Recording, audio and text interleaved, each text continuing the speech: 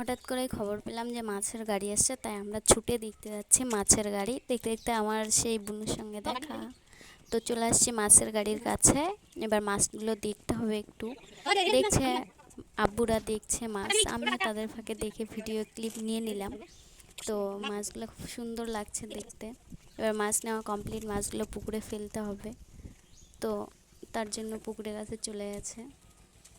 যে আনছে সেই ফেলে দেবে মাছগুলো, কারণ আমাদের বাড়িতে সেরকম কেউ নাই ফেলার মতো। তো দেখো মাছগুলো খুব ছোট, সেগুলো খেয়ে খেয়ে বড় হবে, এখন খাবার দিতে লাগবে। তো ফার্স্টে হচ্ছে 2 প্যাকেট নিয়ে আসছিলো, সেটা হলো না, আবার নিতে লাগবে। তো মাছ নিয়ে আসা কমপ্লিট, সেগুলো আবার হচ্ছে ফেলছি। আর আমি ভিডিও ক্লিপ নিচ্ছি, কারণ আমার খুব ভালো লাগছে। ভাই বাড়িতে নাই, সেগুলো আমাকে দেখাতে হবে, যার জন্য নেওয়ার ভাবলাম ভিডিও ক্লিপটা নিয়ে নিই, তোমাদের সঙ্গেও শেয়ার করব।